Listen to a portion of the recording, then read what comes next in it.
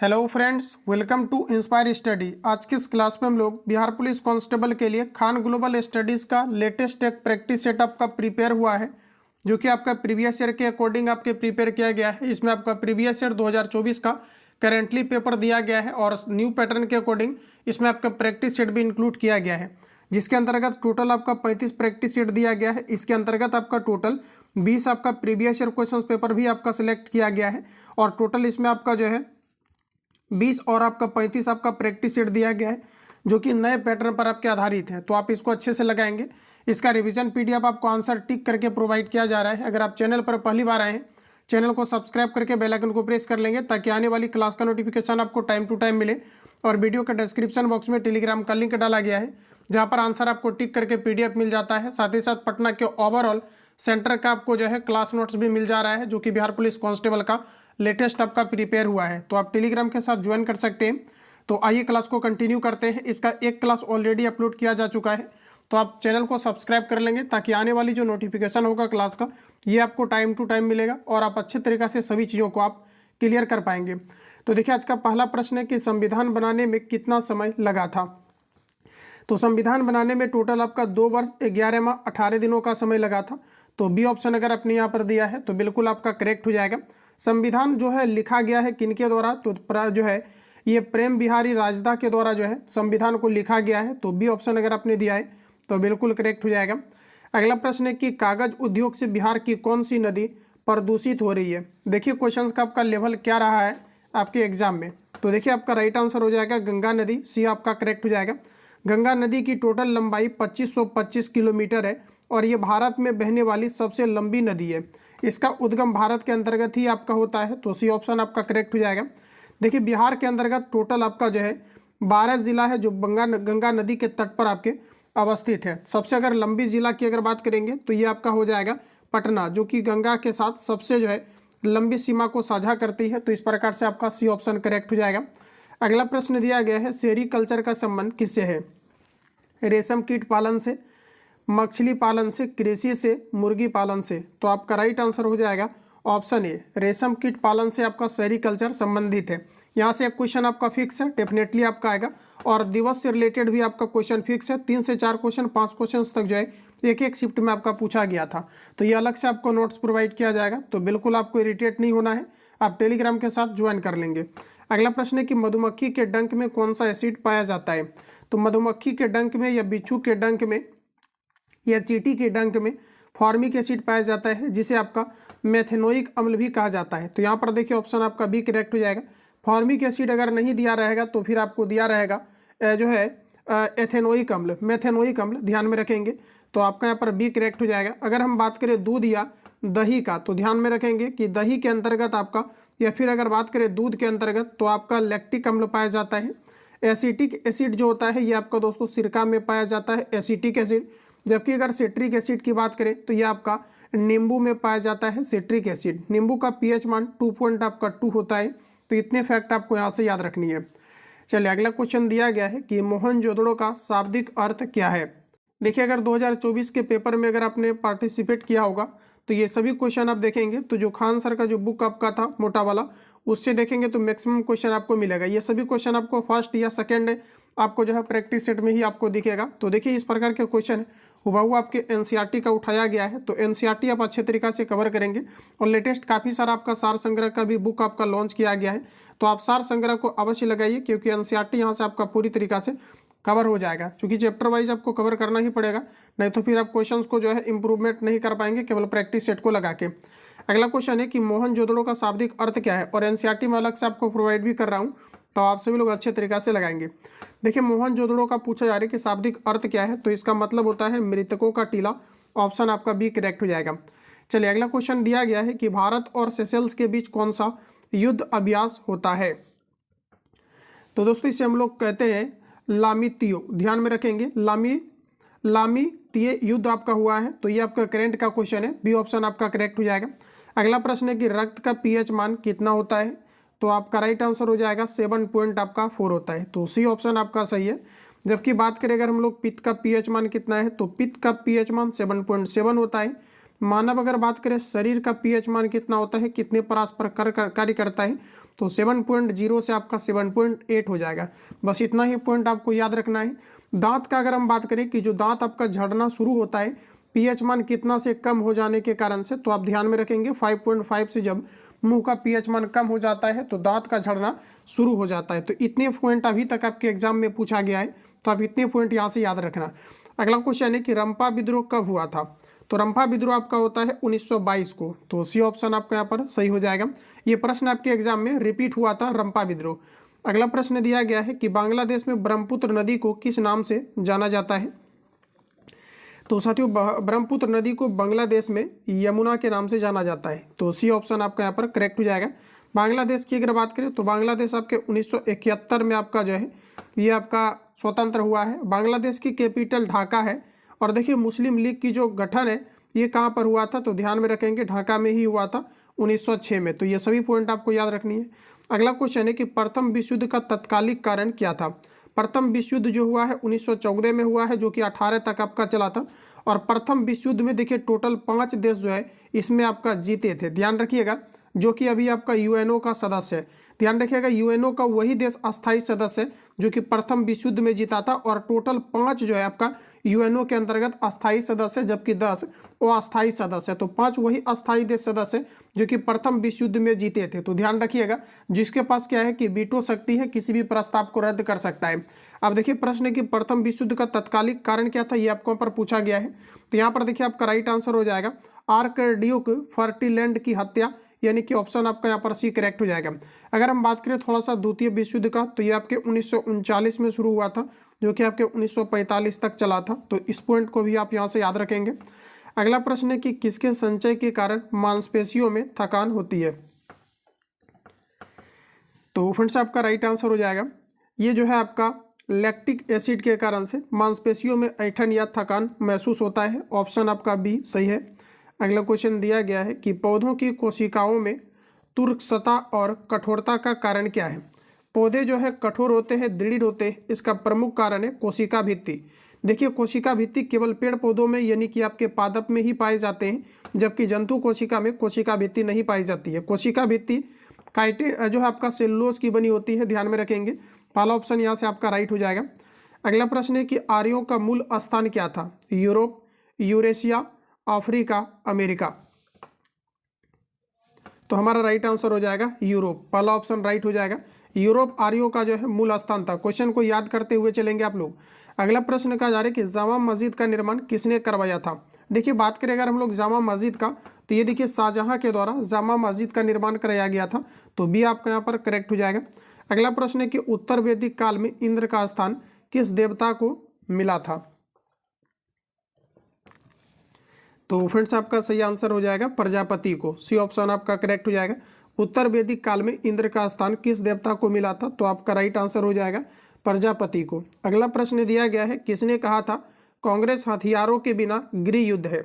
देखिए कांग्रेस हथियारों के बिना गृह युद्ध है, ये सर सैयद अहमद खान के द्वारा कहा गया था। तो डायरेक्टली इस प्रकार के प्रश्न आपको सीधे तौर पर आपको याद होनी चाहिए। अगला क्वेश्चन हमारा पूछा जा रहा है कि ओजोन परत दिवस कब मनाया जाता है? ओजोन परत का फॉर्मूला होता है आपका O3। और ओजोन परत की जो मोटाई है ये दोस्तों आपके डॉप्सन में मापी जाती है, ध्यान रखिएगा, ये आपके डॉप्सन में मापी जाती है ओजोन परत की मोटाई को। और ओजोन परत जो दिवस है ये प्रत्येक वर्ष आपके 16 सितंबर को सेलिब्रेट किया जाता है। तो बी ऑप्शन आपका सही है। अगला प्रश्न कहा जा रहा है कि कौन सी नदी बिहार में नहीं बहती है?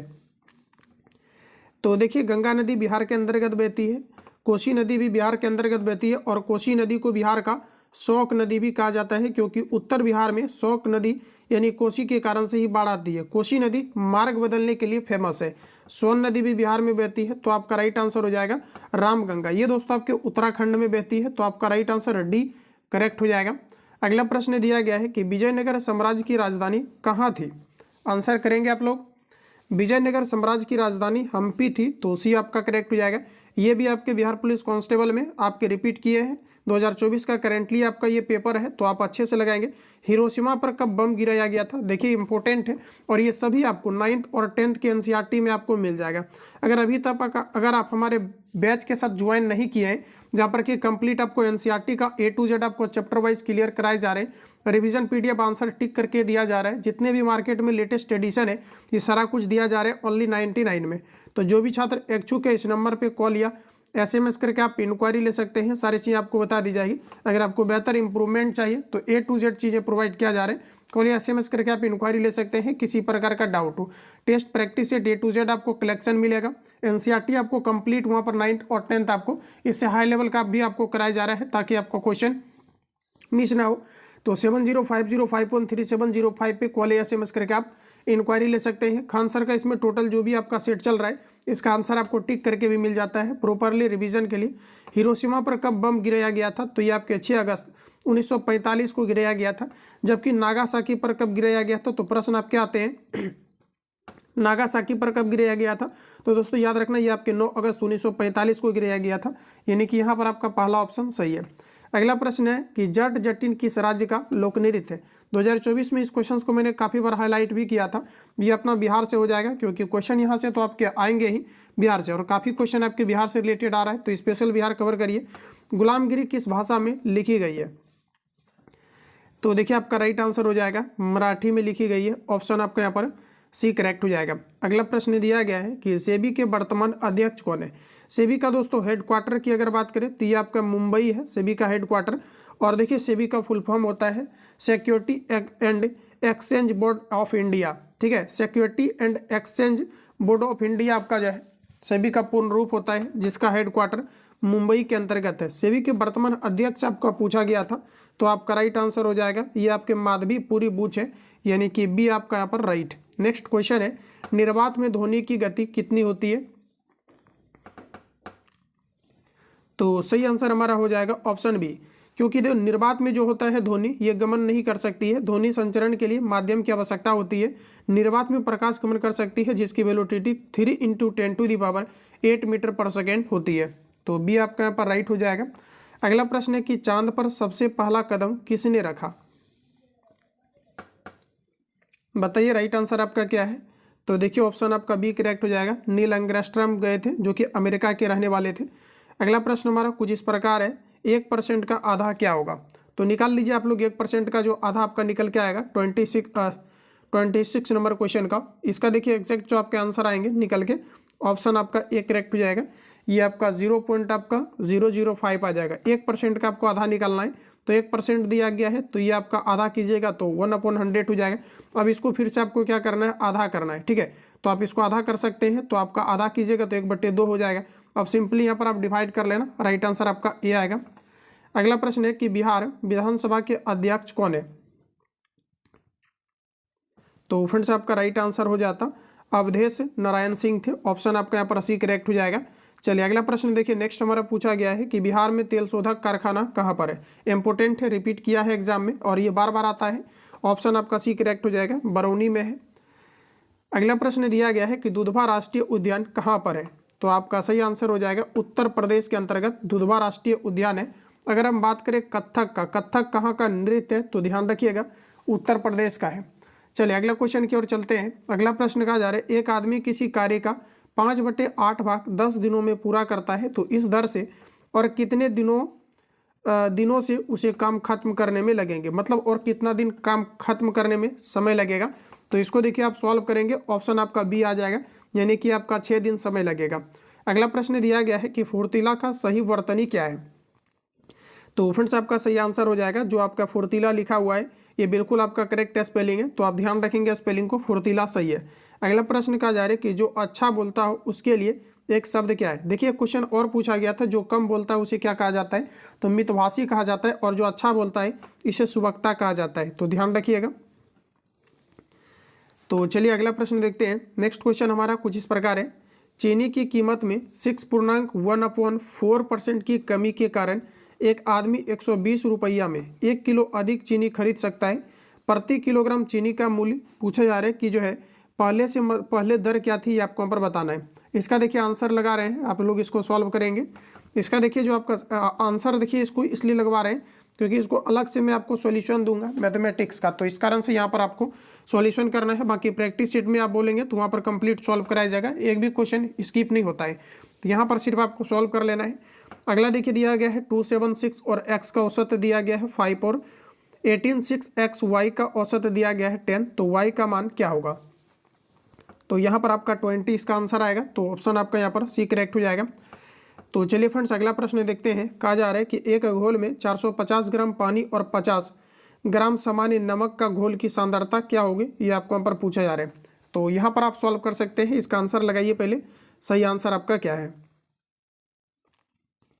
तो देखिए इसको यहाँ पर क्या हो जाएगा, तो टोटल देखिए आपका घोल में जो है 450 है और यहाँ पर देखिए आपका टोटल कितना है, तो आपका 50 है। तो टोटल देखिए आपका घोल कितना हो जाएगा, तो टोटल आपका यहाँ पर हो जाएगा दोस्तों आपका 500 हो जाएगा। नीचे आपका सॉरी यहाँ पर देखिए टोटल आपका कितना हो जाएगा, तो टोटल आपका यहाँ पर हो जाएगा 500 और निकालना किसका सांद्रता है, तो आपको 50 ग्राम सामान्य नमक की घोल की सांद्रता क्या होगी, तो 50 ऊपर हो जाएगा। ओवरऑल सॉल्यूशन आपका हो जाएगा 500।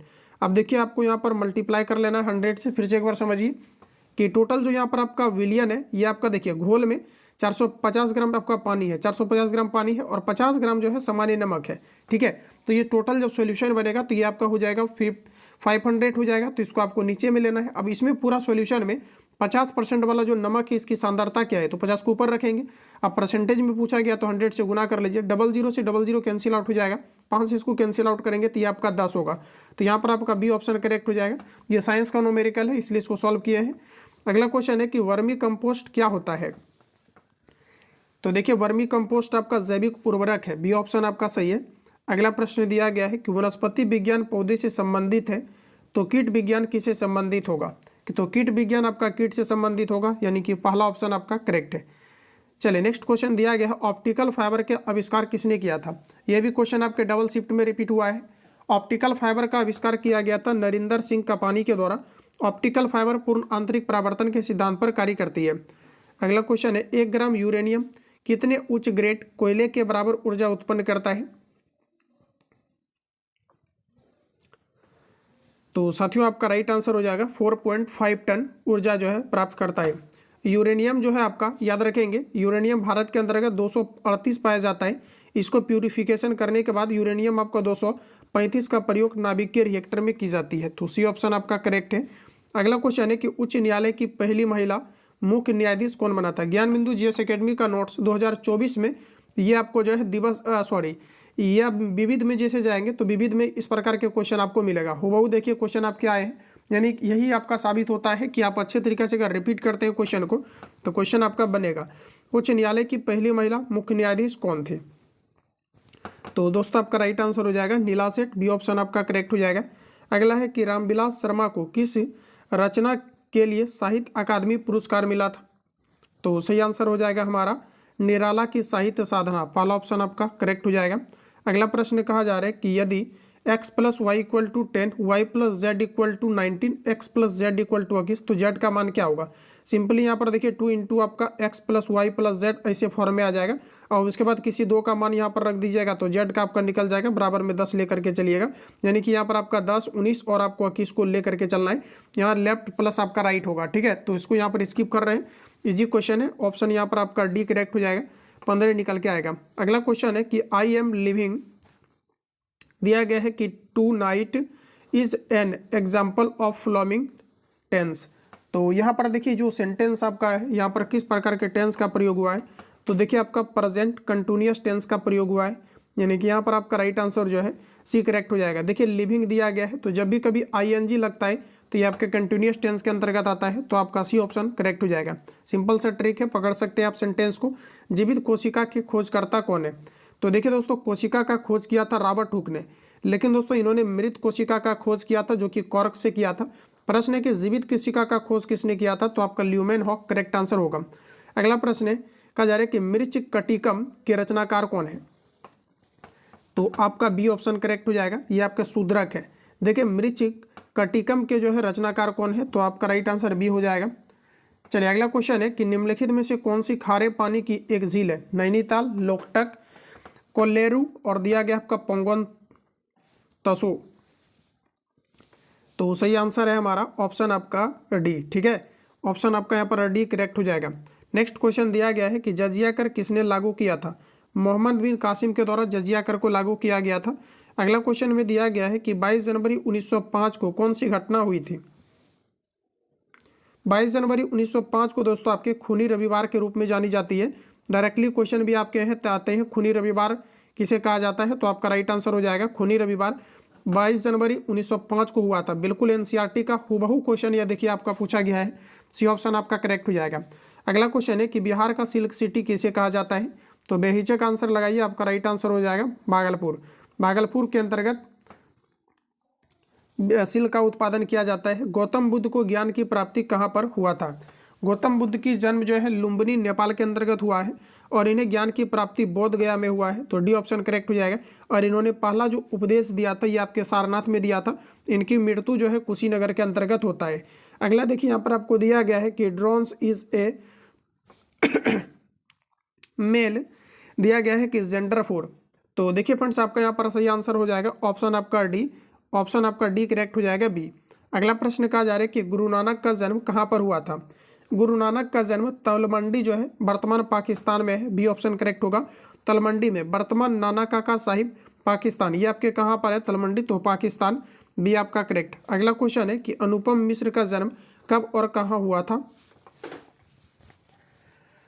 तो चलिए इसका आंसर बताइए आप सभी लोग, राइट आंसर क्या है, अनुपम मिश्र का जन्म कहाँ पर हुआ था, तो देखिए ऑप्शन आपका यहाँ पर बी करेक्ट हो जाएगा। 1948 वर्धा महाराष्ट्र के अंतर्गत अनुपम मिश्र का जन्म हुआ था, तो बी ऑप्शन आपका सही है।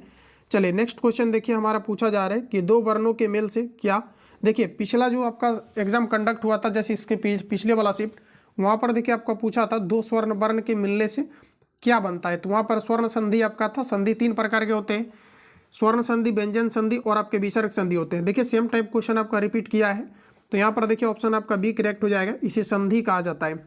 अगला क्वेश्चन दोस्तों कहा गया है कि अत्याचार का संधि विच्छेद क्या होगा, उस भी शिफ्ट में आपका देखिए पूछा गया था यशोधरा का संधि विच्छेद क्या है। अब यहाँ पर देखिए आपका राइट आंसर हो जाएगा अति प्लस आचार, जिसे हम लोग अत्याचार कहेंगे। नेक्स्ट है fill in the blanks in the idiom to let the dash out of the bag with the correct choice, तो यहाँ पर आपका जो है फिल इन द ब्लैंक्स में आएगा ऑप्शन आपका बी करेक्ट हो जाएगा कैट, ठीक है। चलिए अगला क्वेश्चन देखिए नेक्स्ट दिया गया है कि महापुरुष में कौन सा समास है, महापुरुष में आपका कर्मधारय समास हो जाएगा, जिसका पहला पद प्रधान होता है इसे कर्मधारय समास कहा जाता है, तो बी ऑप्शन आपका करेक्ट होगा। चलिए अगला प्रश्न हमारा देखिए कहा जा रहा है कि दर्शन में कौन सा वचन है, तो फ्रेंड्स आपका राइट आंसर हो जाएगा दर्शन में आपका बहुवचन है, बी ऑप्शन आपका करेक्ट हो जाएगा। अगला प्रश्न की ओर चलेंगे। नेक्स्ट क्वेश्चन हमारा कुछ इस प्रकार है, चंद्रयान 3 कब लॉन्च किया गया था, चंद्रयान 3 देखिए लॉन्च किया गया था आपका 14 जुलाई 2023 को चंद्रयान 3 को लॉन्च किया गया था, तो बी आपका करेक्ट हो जाएगा। अगला प्रश्न दिया गया है सविनय अवज्ञा आंदोलन कब प्रारंभ किया गया था, एग्जाम के लिए इंपॉर्टेंट है, बराबर रिपीट होता है। यहाँ पर आपका जो सही आंसर है बी ऑप्शन आपका करेक्ट हो जाएगा, 1930 में सविनय अवज्ञा आंदोलन प्रारंभ हुआ था। अगला प्रश्न है कि the adjective connected with sisters is,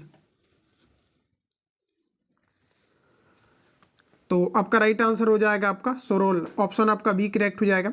अगला क्वेश्चन है कि fill in the blanks to the complete the correct similar in, दिया गया है कि एज हंगरी एज डैश, तो सही आंसर हमारा हो जाएगा वोल्फ, सी ऑप्शन आप सही है। अगला क्वेश्चन में दिया गया है कि ग्रीन पीस इंटरनेशनल का मुख्यालय कहाँ है, ग्रीन पीस इंटरनेशनल का मुख्यालय है आपका फ्रेंड्स ये आपका एंगरस्ट्रम यानी कि नीदरलैंड के अंतर्गत है, बी ऑप्शन आपका करेक्ट हो जाएगा। रिपीट कर लेना, देखिए पूछा गया है कि ग्रीन पीस इंटरनेशनल का मुख्यालय कहाँ पर है, तो आपका राइट आंसर ऑप्शन आपका बी करेक्ट हो जाएगा। चलिए बढ़ेंगे अगला क्वेश्चन की और। नेक्स्ट दिया गया है कि जनहित याचिका के भारत में प्रवर्तक कौन थे, तो बी ऑप्शन आपका राइट हो जाएगा, पी.एन. भगवती जनहित याचिका के भारत में प्रवर्तक थे, तो बी ऑप्शन आपका करेक्ट होगा। रिपीट करेंगे, जनहित याचिका के भारत में प्रवर्तक है आपका पी.एन. भगवती, बी ऑप्शन आपका करेक्ट। अगला प्रश्न में कहा जा रहा है कि शेरशाह सूरी का मकबरा कहाँ स्थित है, इंपोर्टेंट है, ऑप्शन आपका डी करेक्ट हो जाएगा, सासाराम बिहार। शेरशाह सूरी का मकबरा कहाँ पर है, तो देखिए आपका राइट आंसर हो जाएगा ऑप्शन आपका डी। अगला क्वेश्चन देखते हैं। नेक्स्ट प्रश्न कहा जा रहा है 1943 में आज़ाद हिंद फौज की स्थापना कहाँ पर हुई थी, तो ये आपका सिंगापुर में हुआ था, बी ऑप्शन करेक्ट हो जाएगा। और देखिए आज़ाद हिंद फौज की स्थापना कब हुआ है, तो 1943 में हुआ है, डेट इंपोर्टेंट है, याद रखेंगे। अगला प्रश्न है कि भारत में न्यूनतम जनसंख्या घनत्व वाला जिला कौन सा है, देखिए सबसे अधिक जनसंख्या घनत्व में अगर स्टेट राज्य में बात किया जाए तो ये आपका हो जाएगा बिहार, और सबसे कम की अगर बात करेंगे तो ये आपका हो जाएगा अरुणाचल प्रदेश। यहाँ पर पूछा है कि न्यूनतम जनसंख्या घनत्व वाला जिला कौन सा है, तो दोस्तों यहाँ पर आपका सही आंसर हो जाएगा ऑप्शन आपका सी, ये आपका जो है दिबांग घाटी अरुणाचल प्रदेश, यानी कि सी ऑप्शन आपका करेक्ट हो जाएगा। अगला क्वेश्चन कहा जा रहा है कि मंझर कुंड कहाँ पर स्थित है, तो देखिए मंझर कुंड आपके रोहतास के अंतर्गत है और ये अपना बिहार हो जाएगा, सी ऑप्शन आपका करेक्ट है। अगला क्वेश्चन दिया गया है कि बिहार में महिला साक्षरता दर कितनी है। इंपॉर्टेंट 2011 जनगणना के अकॉर्डिंग आपकी जो है हर एक शिफ्ट में प्रश्न आ रहे थे। तो यहाँ पर देखिए बिहार में महिला साक्षरता दर जो है ये लगभग आपका 60.2% है, तो सी ऑप्शन आपका सही है। अगला क्वेश्चन है कि किस भाषा के लिए वासुकी नाथ झा को साहित्य अकादमी पुरस्कार मिला था। वासुकी नाथ झा को साहित्य अकादमी पुरस्कार मैथिली के क्षेत्र में मिला था, तो सी सही है। अगला क्वेश्चन है कि बूझा चूना का सूत्र क्या है। इसके पिछले सेट में मैंने इसको डिस्कशन भी कराया था। पिछले सेट में आपका पूछा गया था कैल्शियम कार्बोनेट का, तो आपका राइट आंसर ए होगा। जबकि दोस्तों पूछा जाता है कि अगर अनबुझा चूना का तो कैल्शियम ऑक्साइड होगा। अगर ब्लीचिंग पाउडर की बात करें तो CaOCl2 होता है, लेकिन यहाँ पर आपका Cl2 दिया गया है, कैल्शियम क्लोराइड दिया गया है। और यहाँ पर पूछा है हमारा प्रश्न में कि बुझा हुआ चूना क्या है, तो कैल्शियम आपका जो है हाइड्रो ऑक्साइड हो जाएगा, तो बी ऑप्शन आपका करेक्ट है। विद्युत धारा का SI मात्रक क्या है। विद्युत धारा का SI मात्रक आपका एम्पियर होगा, तो सी ऑप्शन अगर आपने दिया है तो बिल्कुल करेक्ट है। अगला प्रश्न कहा जा रहा है कि IUPAC का पूर्ण रूप क्या है। चलिए बताइएगा राइट आंसर क्या होगा। ये जम्मू जिला के अंतर्गत क्वेश्चन पूछा गया था, इसको मैंने रिवील भी कराया था आप सभी लोगों को। तो यहाँ पर देखिए आपका राइट आंसर हो जाएगा friends international union of pure and applied chemistry. इसको रिपीट कर लेंगे आप लोग। देखिए international union of pure and applied chemistry, ये तो आपका 10th का NCERT का क्वेश्चन आपका पूछा गया है, तो सभी आपका NCERT का ही क्वेश्चन आपका है। चलिए नेक्स्ट क्वेश्चन देखिए हमारा दिया गया है कि जनहित याचिका के भारत में प्रवर्तक कौन थे।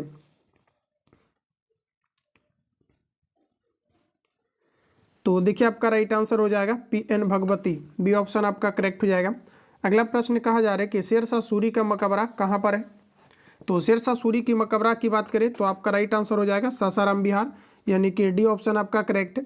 1943 में आज़ाद हिंद फौज की स्थापना कहाँ पर हुआ था, तो ये देखिए आपका सिंगापुर, शायद कि ये PDF आपका रिपीट हो गया है इसी में आपका। अगला क्वेश्चन है कि भारत में न्यूनतम जनसंख्या घनत्व वाला, तो ये आपका देखिए दिबांग घाटी अरुणाचल प्रदेश करेक्ट आंसर हो जाएगा। अगला प्रश्न देखिए पूछा जा रहा है कि झुंझर जो है आपका मंझर कुंड ये आपके कहाँ पर है, तो दोस्तों आपका राइट आंसर हो जाएगा रोहतास बिहार। चलिए अगला क्वेश्चन देखिए नेक्स्ट हमारा बिहार में साक्षरता दर 60.2%। एक PDF आपका रिपीट हुआ है इसमें आपका किस भाषा के लिए वासुकी नाथ झा को साहित्य अकादमी पुरस्कार से सम्मानित किया गया था, तो मैथिली करेक्ट आंसर हो जाएगा। अगला प्रश्न कहा जा रहा है कि चूना का रासायनिक सूत्र क्या है, तो कैल्शियम हाइड्रोक्साइड हो जाएगा बुझा हुआ चूना का।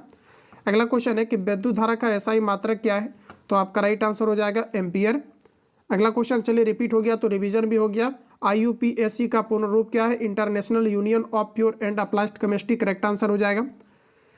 अगला प्रश्न हमारा दिया गया है लाइसोसोम की खोज किसने किया था। आत्महत्या की थैली लाइसोसोम को ही कहा जाता है, और लाइसोसोम के जो खोज करता है ये दोस्तों आपका करेक्ट आंसर हो जाएगा डी डुबे, तो बी ऑप्शन आपका करेक्ट हो जाएगा। अगला प्रश्न है कि आपातकाल के समय कौन सा मौलिक अधिकार लागू रहता है। जब भारतीय जो है राष्ट्रपति शासन की घोषणा की जाती है तो आर्टिकल 20 और 21 को छोड़ करके सभी जो है खत्म हो जाते हैं फंडामेंटल राइट्स, तो बी ऑप्शन आपका करेक्ट हो जाएगा। अगला प्रश्न है कि यूरेनियम का अयस्क कौन सा है। यूरेनियम का निष्कर्षण किया जाता है पिंच ब्लेंड से, तो बी ऑप्शन यहाँ पर सही है। अगला है कि शांति के क्षेत्र में 2023 का नोबेल पुरस्कार किसे मिला है।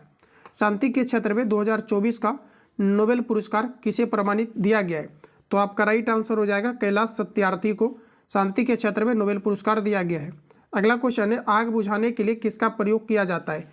दोस्तों CCl4 का जो है कार्बन टेट्राक्लोराइड का आग बुझाने के लिए प्रयोग किया जाता है। ऑप्शन के अकॉर्डिंग आपका कार्बन डाइऑक्साइड हो जाएगा, जो कि लाल कलर के सिलेंडर में आपने देखा होगा काफ़ी सारे जगहों पर ऑफिस में या बड़े बड़े कंपनी फैक्ट्री में हर एक जगह लगे होते हैं, तो बी यहाँ पर आपका करेक्ट हो जाएगा। एक आपका कार्बन टेट्राक्लोराइड, अगर कार्बन डाइऑक्साइड नहीं रहता है तो आप निसंदेह इसको हिट करेंगे।